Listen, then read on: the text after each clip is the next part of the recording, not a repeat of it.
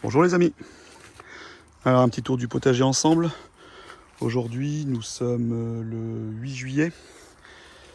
Cette chaleur bretonne, on n'est pas habitué. Ouf. Alors ici c'est la jungle. Voilà la jungle, tiens je viens de découvrir qu'il y avait un petit... comment on appelle ça? Un petit... zut, ce sont des concombres.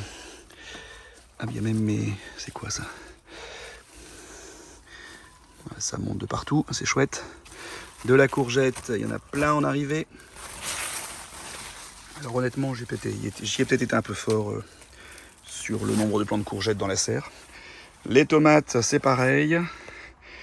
Pour l'instant, ça ne mûrit pas. Non, on est loin d'être mûr. Enfin, dans la serre, ça se plaît en tout cas. Je me suis fait un petit système d'arrosage. Alors par le haut, vous voyez, j'ai suspendu un arroseur automatique à la structure. Alors pourquoi? Tout simplement parce que je vais partir quelques jours et que j'ai demandé à quelqu'un d'arroser pour moi, mais là, arroser au pied facilement, tel que c'est là, c'est trop compliqué. Donc, tant pis. Ce sera arrosé comme s'il pleuvait, par aspersion. On lance l'eau. Alors, l'eau vient de la réserve, d'une réserve d'eau de récupération. Et on arrose par aspersion comme s'il pleuvait. Alors, je suis d'accord, c'est pas une super idée dans la mesure où on évite d'arroser les feuilles de façon à ne pas avoir le mildiou. Maintenant, je peux pas demander non plus à des gens qui me remplacent de passer 1 heure et demie à arroser des pieds de végétaux qui sont à peine accessibles. Voilà. Donc l'explication, c'est pas grave, je prends le risque. Et ça le fera bien comme ça. Donc on attend que nos amis les tomates veuillent bien rougir. Donc là, ouais, on est, ce que je vous ai dit, le 8 juillet pour l'instant. Les tomates, a priori, c'est pas ça, et encore loin d'être ça. Donc par contre, les courgettes, alors là, ça y va. Dans le jardin, alors les salades qui montent que j'ai toujours pas enlevées. Alors comme je vous l'avais dit, il faut déjà prévoir les futures salades pour l'arrière-saison. Donc les salades qui seront à mettre en terre pour pouvoir les consommer fin juillet, septembre et éventuellement octobre. Donc vous voyez, moi je les fais en plaque alvéolée à cause du manque d'eau, je vous avais expliqué, je préfère... d'habitude je les fais en terrine comme ça. Là j'ai préféré les faire en plaque alvéolée, ce qui me permet de mettre un peu d'eau au fond et du coup la terre ça sèche moins vite, j'ai remarqué. Donc c'est bien. Je vous avais aussi dit qu'il fallait préparer des plants de courgettes ou de concombres ou autres de remplacement pour remplacer ceux qui produisent actuellement. Alors moi j'ai un souci, manifestement je me suis fait attaquer par les limaces. Donc mes plants de courgettes qui étaient jolis sont devenus très moches. Je me demande même si je vais pouvoir en faire quelque chose. D'ailleurs mettez-le moi en commentaire, j'ai un doute là franchement. Je sais pas s'il faut que je les laisse comme ça, remarquer qu'est-ce qui a été mangé. Les deux petites premières feuilles, donc en théorie elles ne servent à rien. Je sais pas. Dites-moi si, à votre avis, mes plants de courgettes, c'est des courgettes. Si mes plants de courgettes vont être sauvés. Les patates douces qui s'étendent tranquillement. Le nouveau semis de petits pois, de haricots décidément, de haricots qui va prendre le relais de ceux qu'on consomme actuellement. Ça se passe bien, ça a bien poussé, c'est chouette. J'arrose assez peu en fait, pour être honnête, j'ai paillé un peu, pas partout. Mes choux là que j'ai planté la dernière vidéo, a priori ça va bien. Voilà. Donc les patates douces, je sais pas ce qu'il y a en dessous, je les laisse se répandre un petit peu. Alors ici, les aromatiques, je me suis fait envahir par celui-ci, là je sais plus ce que c'est. Le persil il est mort, manifestement, il a séché. Par contre la ciboule, alors ça, je sais pas si vous connaissez la ciboule, voilà cette plante magnifique, honnêtement, j'adore ça moi. C'est un peu le goût de la ciboulette qu'on voit ici, mais en plus gros. Et ça, vous coupez une feuille et vous la mettez dans la salade en petits morceaux. Enfin, moi, je trouve ça génial. Non, honnêtement, la ciboule, si vous ne connaissez pas, allez-y. Les petits concombres qui arrivent. Alors celui-ci, je l'avais vraiment mis dans un angle. Je savais pas où le mettre, il me restait des plants. Et ben, il a l'air de se plaire là aussi.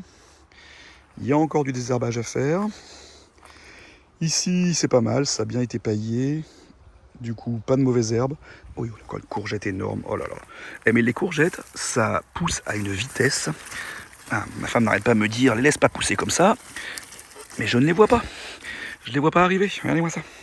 Voyez un peu l'engin. Oh, pareil pour ici. Alors celle-ci, ça va. Voilà, celle-ci, elle a la bonne taille, on va dire. Allez, viens ma grande. Hop, allez. 2 belles courgettes.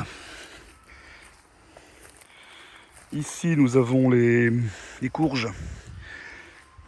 Voilà, elles sont belles d'ailleurs. Elles sont belles, vous voyez. Elles font largement la taille de ma main, un peu plus grande.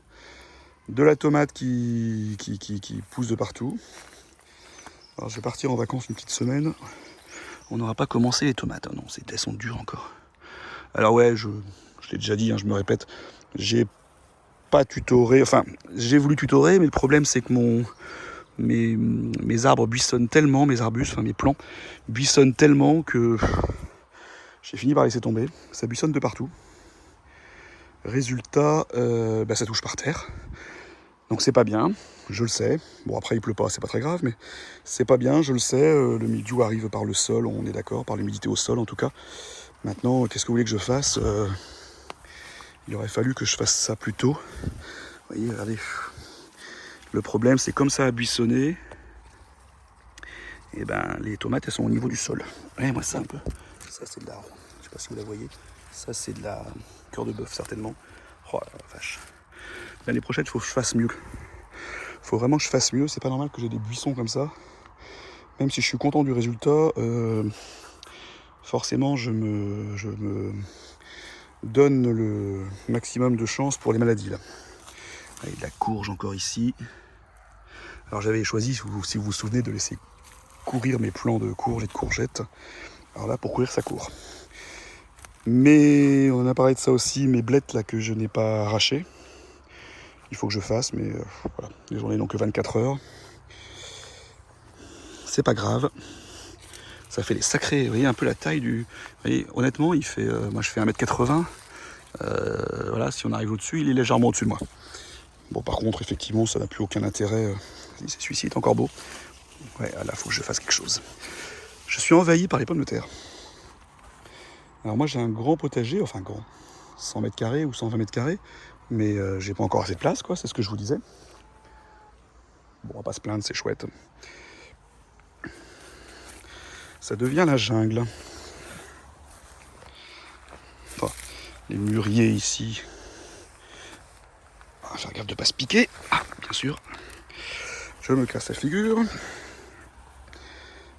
Ça pousse de partout. Hop. Alors, pour les pollinisateurs, regardez, ça c'est pas beau, regardez. Toutes ces petites abeilles là, j'en compte combien? Moi j'en compte au moins 4. Alors ça, allez-y, hein, ça c'est... j'ai un trou de mémoire. C'est une plante mellifère, je vous mettrai le nom en commentaire, je me souviens plus. J'en ai mis que j'avais acheté, qui était toute petite. Regardez un peu la taille de la plante. Et ça, vous voyez, ça attire vraiment les pollinisateurs. Et c'est chouette. Encore une grosse courge là-bas. Hop, je sais pas si vous la voyez. Ça c'est du courge spaghetti, ça. Ça c'est de la mélisse, me semble-t-il. Vous voyez, regardez un peu comme ça. Hop, je sais pas si vous la voyez, elle est partie où? Voilà, les abeilles, il y en a plein. Ça a l'air de leur plaire. Par contre, effectivement, j'avais pas pensé que ces plants-là deviendraient si grands. Bientôt plus de fleurs que de légumes. Les pommes de terre. Les pommes de terre et les mauvaises herbes. C'est dingue parce que cette mauvaise herbe-là, j'en ai plein mon terrain. Puis ça pousse à une vitesse, ce truc. Bon, je m'en sers pour pailler. Vous voyez. Ah, les artichauts. Tiens, il y a un nouvel artichaut qui est arrivé. Petit artichaut breton. Violet. Alors les salades qui ont monté de manière fulgurante, tant pis. Pas assez d'eau. Les radis, il fait trop chaud, j'arrose pas assez, donc ça va pas être génial. Puis vous voyez, les tomates sont arrivées dessus maintenant. Les pommes de terre, je pense qu'on va pouvoir manger des pommes de terre pendant 6 mois. J'ai fait trop grand en pommes de terre, faut être réaliste. Le bar à salade qui arrive à la fin, quoi qu'il y a encore pas mal de... Alors ça monte un petit peu, vous voyez j'ai une partie qui monte. Donc ça, idéalement, il faudrait quasiment que je les enlève. Et j'ai une partie qui est très chouette. Ça c'est délicieux, ça c'est génial. Ah, j'ai même les fraises qui arrivent dedans, super. Les fraises qui se sont échappées. La fraiseraie, elle s'éclate, manifestement. Mais alors pas de tomates rouges.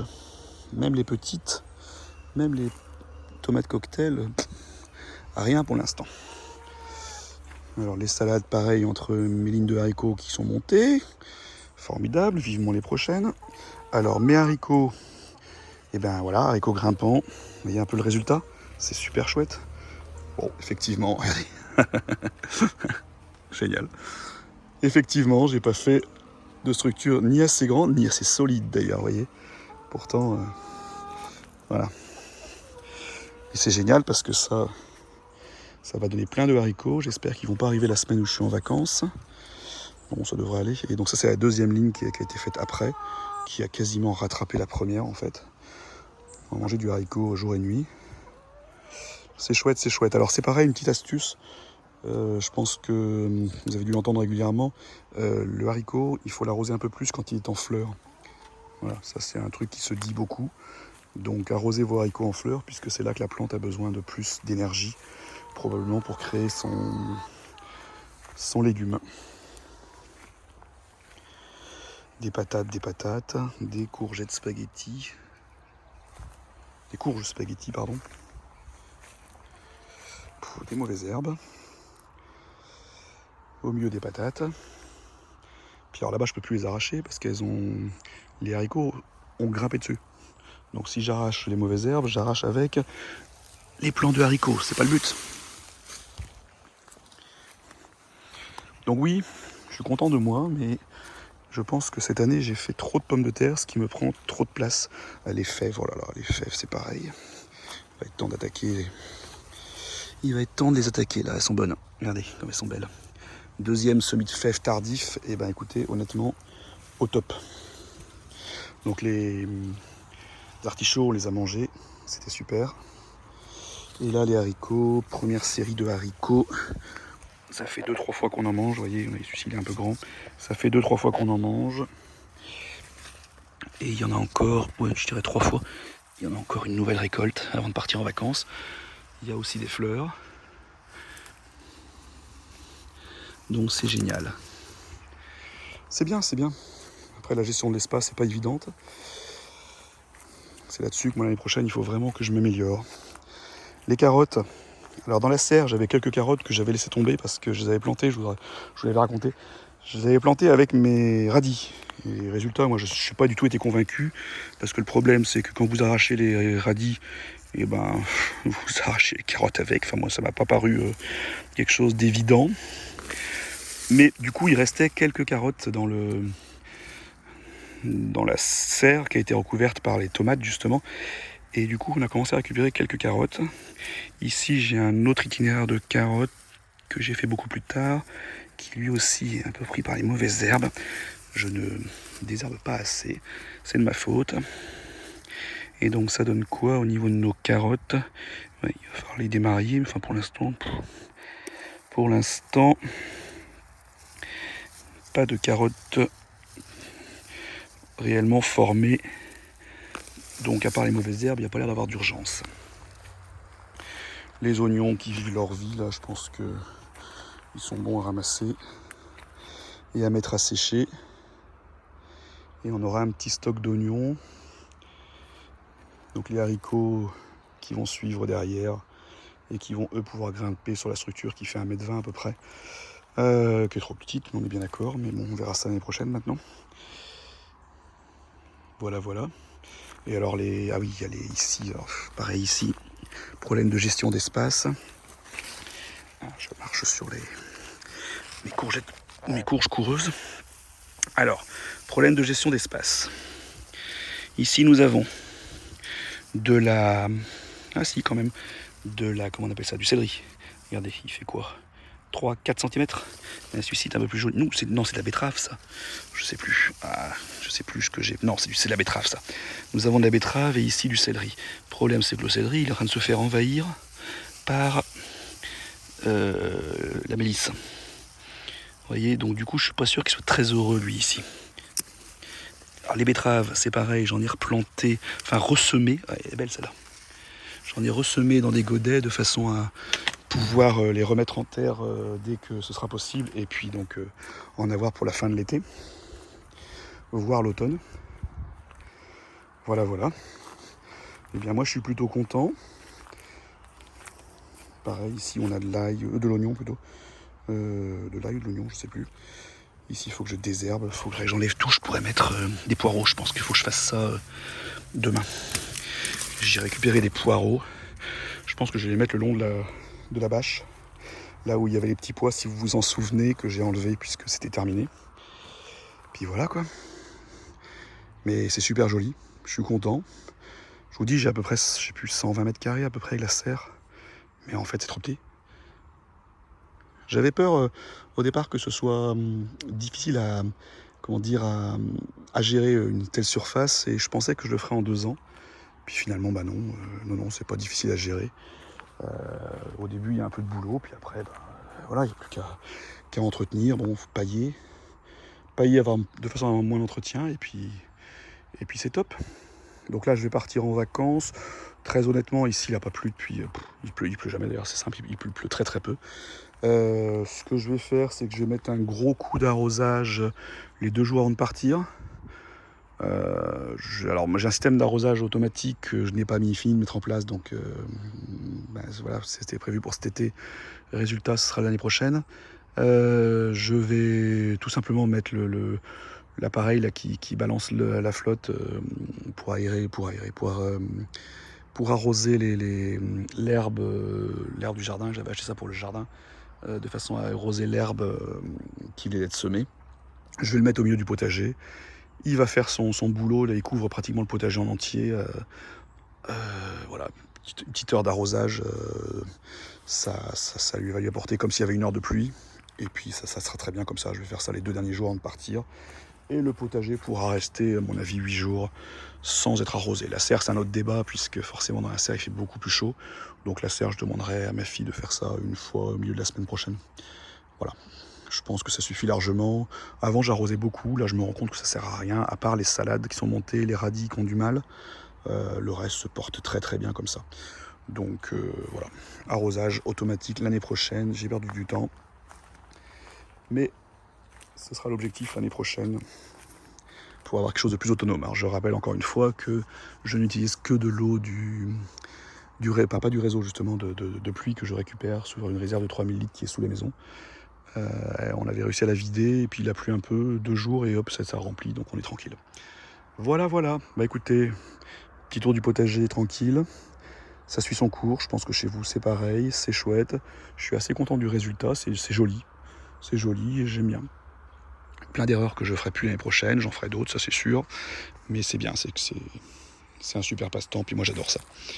Voilà les amis, bah écoutez, je vous souhaite une bonne fin de journée. N'hésitez pas à liker, à partager, c'est important, à vous abonner. Voilà, ça permet juste de voir que vous aimez ou que vous aimez pas, faut le dire. Si vous aimez, c'est important, que ça prend un peu de temps de faire des vidéos, c'est pas désagréable. Mais voilà, si ça vous plaît, dites-le. À bientôt!